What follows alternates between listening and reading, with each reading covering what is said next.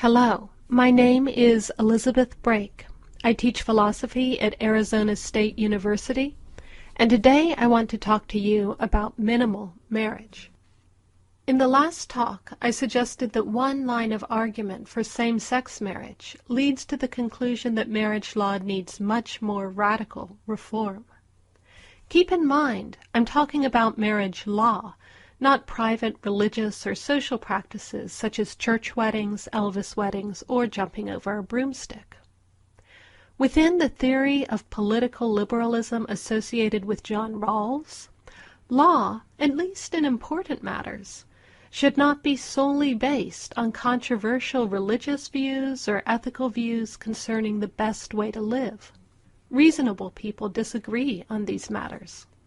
They have different religious beliefs and different beliefs about the best life. So reasons for important legislation should be able to slot into these competing views and be the basis of an overlapping consensus. Think about it this way. State action uses resources provided by taxpayers. How could the state justify its use of those resources to those taxpayers? How can the extensive legal entitlements of marriage be justified to singles or people who oppose marriage? Often we hear the reason that marriage has a special value or dignity. But this is just the kind of contested ethical belief liberalism excludes. When we think of the diversity of beliefs people have about good relationships, it's obvious that the value of marriage argument reflects a contested ethical view. Some people oppose marriage because of its history of oppressing women. Under the law of coverture, a woman's legal personality was covered by her husband's, and spousal rape was not a crime until the late 20th century. Some people oppose marriage because they see it as about possession, a ball and chain. Some people embrace free love and multiple partners. Some people believe that finding the perfect lifelong match is a nice ideal, but delusional.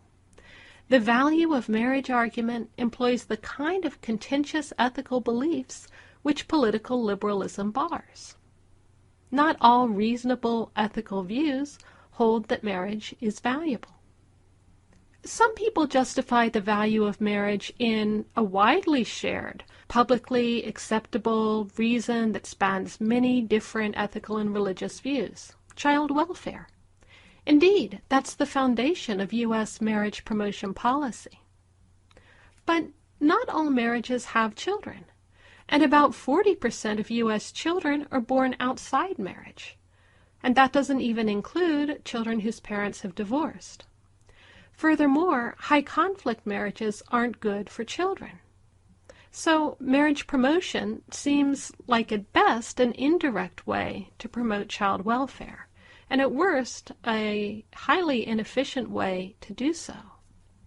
While contested ethical claims and child welfare don't justify the extensive entitlements in legal marriage, I think there is a reason which can be given for marriage-like law.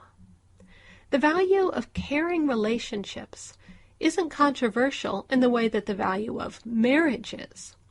Caring relationships are valued from within almost all ethical and religious views. A caring relationship can be with a spouse or a domestic partner or a close friend. Psychological research shows that stable caring relationships boost people's well-being. This widespread value of caring relationships is a good reason for the state extending marriage-like entitlements to stable, caring relationships of all sorts. But if this is the foundation for marriage-like entitlements, it extends to close long-term friends and small groups when it's applied consistently. These are caring relationships too. In my book, I called this idea minimal marriage. It's minimal in that it minimizes entry requirements into marriage. It doesn't require that one partner be male and one female. It doesn't require that there be only two partners. And it doesn't require that they consummate the marriage sexually.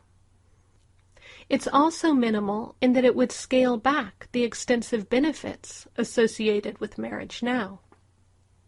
Minimal marriage is just a name for this proposal. You can imagine it as a form of domestic partnership law, which is open to friends and small groups as well as romantic couples. But why would someone want to marry someone who's just a friend and nothing more? Does this mean I can marry my chess club?